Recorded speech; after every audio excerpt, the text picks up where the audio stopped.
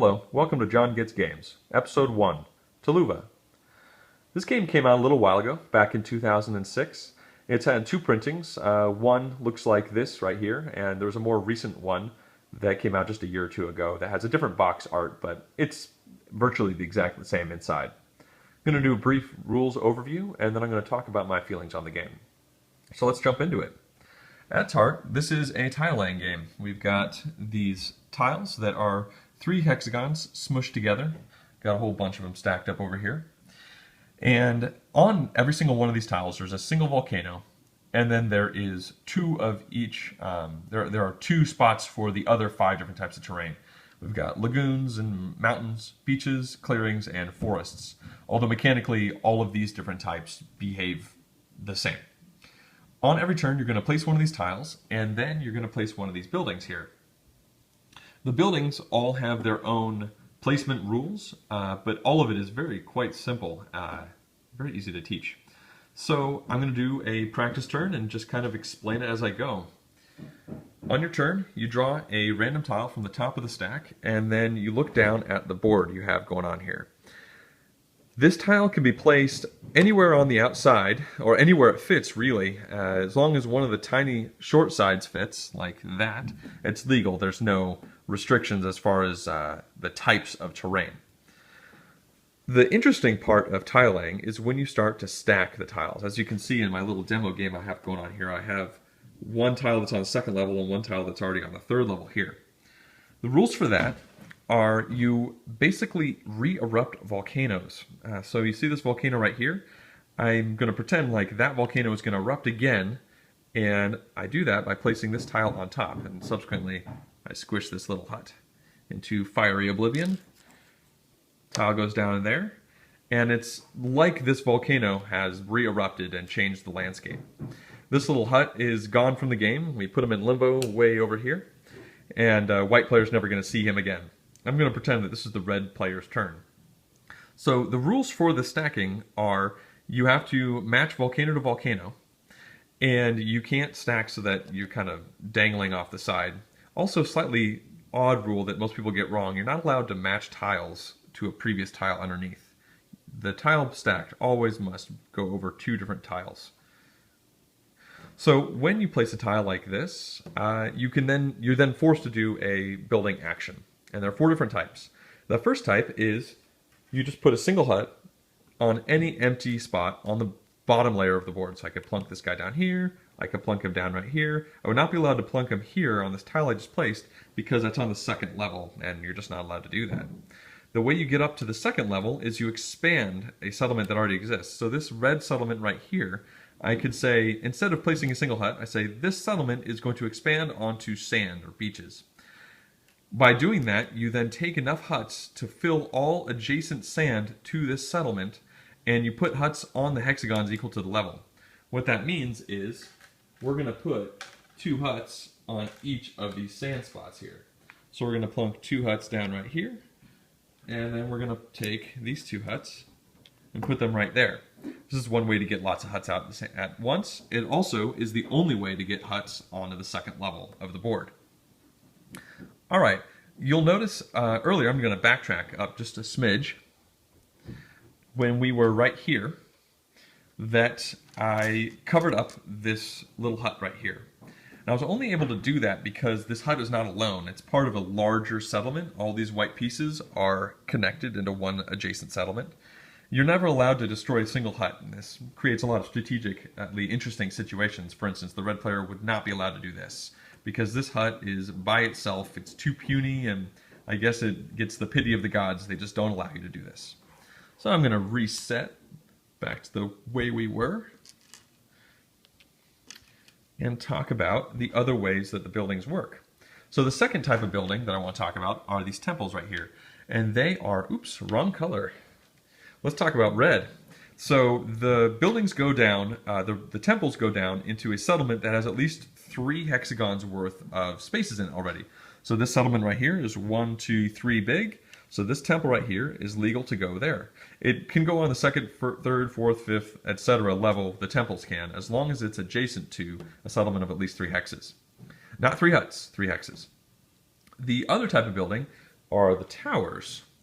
And those don't care about the size of your settlement, they only care about the height. So what we have going on here with the white here is they had this hut, and they have to place the tower on at least the third level. So since this tile right here is a third level, they would be legally allowed to drop that tower down right there. And that's the way you do all these buildings. It's essentially a race game. The first person to get all of two types of their buildings out, so all of their temples and towers, or all their towers and their huts, or all their temples and huts, is going to win immediately on their turn. The flip side is if you burn through all the tiles in the game, then the person who has the most temples wins tiebreaker on the towers, and then tiebreaker on the most played huts. Huts out here in Limbo don't count for anything. It's only the huts that are played. You don't, not the ones that are actually in play. All right, well that is pretty much all the rules of the game. Oh, one other thing: you're never allowed to place two of the same type of building into a settlement. So I would not be allowed to place another white temple right here because this settlement already has a white temple. However, if the board was such that this white settlement here was 3 large, then I could say that this settlement right here is 3 big, so it's going to place the temple right here. This joins these two settlements, but that's totally fine because this temple was originally for this separate one. The same exact rules apply to the tower. That's pretty much all the rules. I'm going to jump over and talk about my feelings on the game now. Alright, well, taking a look at this box, you can see that it's pretty well worn around the edges. I took this game pretty much everywhere with me, board gaming wise, for the first year or so that I had it. It was definitely my favorite game at that time. And I have about 30 plays of this game recorded, so that's where I'm coming from with it. The essence of this game is that it's very simple to play, and it's very simple to teach, but there are some pretty cool things that you can do, little subtle strategies like when you take a tile and you have a settlement, for instance, this settlement right here, it's already got a temple in it, but you can do things like kill your own huts, you can squash this single guy here, place that down there, and then if we just pretend using movie magic that this had been large enough, then you could build a new temple here. Essentially reusing these two, you can be hyper efficient. But the flip side of that is being hyper efficient isn't always the best thing to do because you have a ton of huts to get through, because in general people win by all temples and huts or all towers and huts, and 20 huts can be a lot to get out, so sometimes you don't want to be efficient.